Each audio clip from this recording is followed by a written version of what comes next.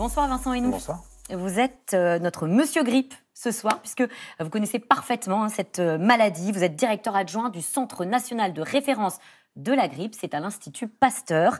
Ça y est, nous y sommes.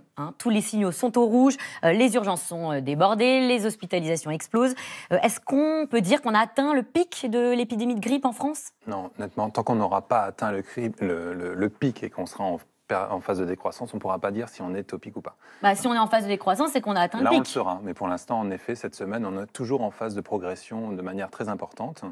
Et encore plus importante pour toute la partie sud de la France. Alors, on va regarder justement une carte de la France. On voit que l'épidémie de grippe touche à peu près toutes les régions. On voit effectivement qu'on a des foyers un peu plus développés à certains endroits. Dites-nous lesquels. Est-ce qu'il y a des endroits où vous êtes un peu plus prudent ?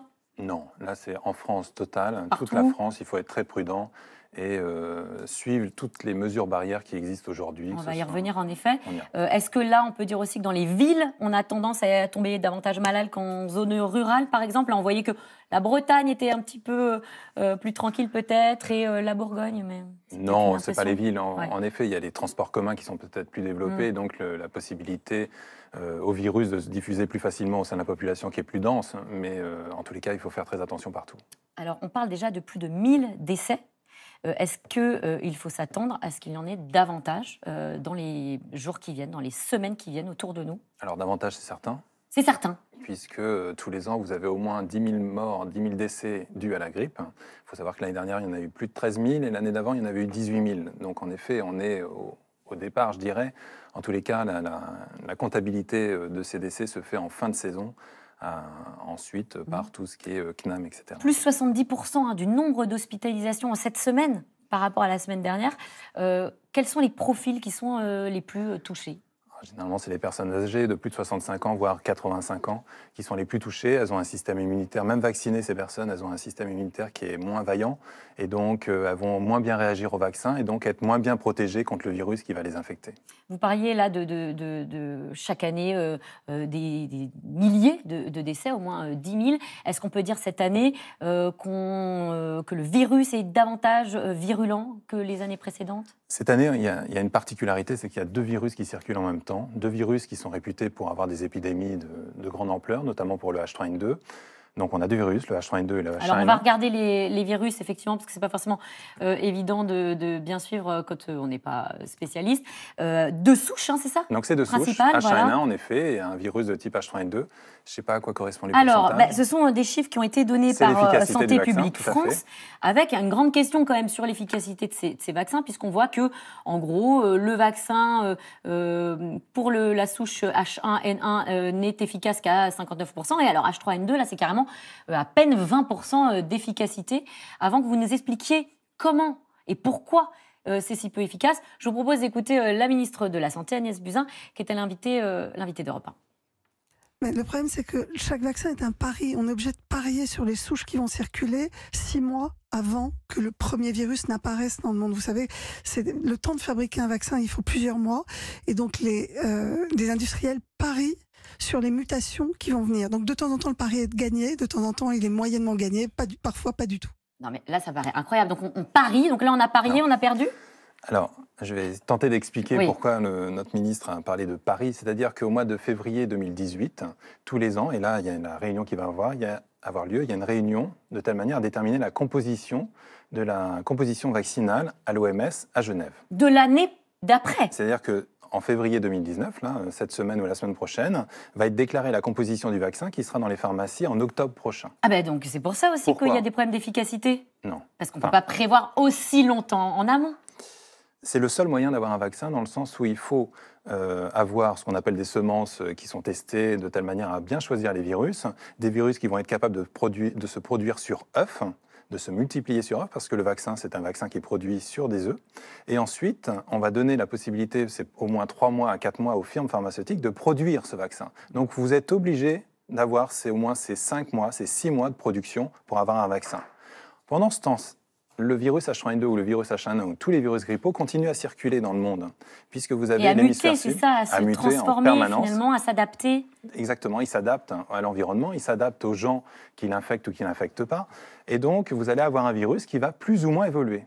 Donc nous, on essaye, en effet, au mois de février, de déclencher, de savoir quels sont les virus qui seront les plus propices à fabriquer des anticorps 6 mois après. Mais de temps en temps, en effet, on tombe un peu à côté de la plaque. Ce qui se passe aujourd'hui, c'est qu'on a plusieurs virus H3N2 qui circulent, on a plusieurs groupes. Et les résultats que l'on observe en effet au laboratoire, c'est que vis-à-vis du H1N1, on a un vaccin qui fonctionne. Vis-à-vis du H3N2, on a quelque chose qui fonctionne moins bien. Mais il faut savoir que même vacciné... 20%, c'est vraiment moins bien. Alors, il faut savoir qu'avec 20 à 30%, vous sauvez à peu près, même d'efficacité, vous sauvez un grand nombre de personnes. On estime à peu près à 1000-1500 personnes. Donc même avec un vaccin peu efficace, vous sauvez quand même des vies. Il est encore temps de se vacciner aujourd'hui? Aujourd'hui, la question peut se poser pour des personnes à risque. Si des personnes à risque doivent être vaccinées, si vous avez des doses... À risque, ça veut dire particulièrement âgées ou très malades? Particulièrement âgées, très malades, des comorbidités, malades de l'asthme, etc., respiratoires. Pour tous ceux qui toussent ou qui sont cernés par des gens qui toussent, on va regarder un petit peu les symptômes qui permettent de repérer si on a bien la grippe ou pas. Alors voilà, on parle de fièvre, de courbatures, de frissons, de fatigue. Comment est-ce qu'on fait la différence avec un gros rhume, une petite grippe et un gros rhume? Parce que beaucoup de personnes parfois confondent un peu, j'ai l'impression. Alors, il y a quelque chose auquel il faut faire très attention. On parle de syndrome grippal. Il faut savoir que le syndrome grippal, quand votre médecin vous en parle, est forcément dû à un virus respiratoire, mais pas forcément dû à la grippe. Donc quand on vous dit vous avez un syndrome grippal, vous n'êtes pas forcément grippé? Exactement. Vous êtes atteint d'un virus respiratoire, puisque vous avez les symptômes qu'on vient d'observer. Mais quand vous êtes atteint de la grippe, ça va être encore pire, je dirais. C'est-à-dire que vous allez avoir des myalgies, vous allez avoir du mal à marcher, et surtout, ça va être très brutal. Donc on est terrassé, on est sûr d'avoir la grippe, on ne peut vraiment pas sortir de chez soi. Exactement. D'accord. Alors qu'est-ce qu'on fait pour éviter de tomber malade ou, si on est malade, de contaminer ses voisins? Est-ce qu'il y a des gestes pleins de bon sens, mais qui fonctionnent? Aujourd'hui, les gestes, c'est de se moucher dans des mouchoirs en papier qu'on jette bien dans la poubelle, se moucher dans son coude. Se moucher dans son coude? Non, éternuer, pardon. Tousser dans son coude. Tousser dans son coude, se moucher dans un mouchoir en papier. Le port du masque est quelque chose qui devrait être utilisé et davantage généralisé, puisque ça éviterait, lorsque vous toussez, de postillonner sur votre voisin ou sur des supports si vous êtes dehors. Alors, on voit quand même que le port du masque, c'est pas évident. C'est vrai que c'est pas du tout une habitude qu'on a en France. On en voit de plus en plus. Mais c'est loin d'être la majorité. C'est quand même pas évident d'aller travailler avec un masque ou d'être dans la rue avec son masque. Non, le problème, c'est que ça stigmatise beaucoup, donc les personnes hésitent à le porter. C'est vrai que ça se fait beaucoup au Japon, en Chine. En Chine, le port du masque est souvent établi dans ces sociétés. Chez nous, non, pas du tout, mais pourtant, c'est quelque chose qui protège énormément, que vous soyez malade ou que vous soyez parmi des malades. Parce qu'il faut savoir que quand vous êtes dans des lieux confinés avec beaucoup de personnes, vous prenez un risque actuellement, en effet, d'être contaminé. D'accord.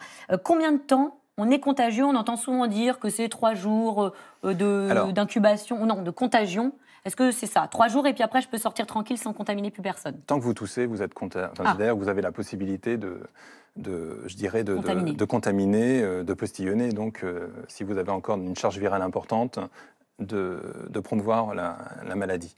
En tous les cas, ce qu'il faut savoir, c'est qu'avant d'avoir ces symptômes, vous êtes contagieux au moins pendant une journée avant. Vous ne le savez pas, mais le virus est déjà en train de se multiplier en vous et surtout au niveau de vos fosses nasales. Et donc, vous avez la possibilité, indirectement, de contaminer les gens. Et alors, les germes, les microbes, si je tousse sur ma main ou sur une table, est-ce qu'ils restent actifs longtemps? Est-ce que c'est quelques minutes ou est-ce que c'est plusieurs heures ou plusieurs jours? Tout dépendra de l'environnement, en effet, mais il faut savoir qu'un virus grippal peut survivre plusieurs heures, en tous les cas. Plusieurs heures. Dehors, s'il fait froid et que le froid est un peu humide, il a besoin d'humidité, il a besoin de froid, et il va pouvoir se conserver très longtemps et donc avoir davantage de chances de se propager au niveau d'autres personnes. Nous, il faut savoir que dans les laboratoires, on le conserve à moins 80 degrés, donc le froid est quelque chose qui lui va très bien. Bon, et donc on reste chez soi, on se couvre bien, on se lave les mains, c'est déjà une bonne façon d'éviter de tomber malade. Tout à fait. Merci à vous Vincent Hénouf. Je rappelle que vous êtes directeur adjoint du Centre national de référence de la grippe, c'est à l'Institut Pasteur. Tout de suite, c'est dans l'air avec Axel de Tarlé. L'émission de ce soir est intitulée Benalla, le contrat russe et Matignon. C'est dans l'air, c'est dans un instant, ne bougez pas.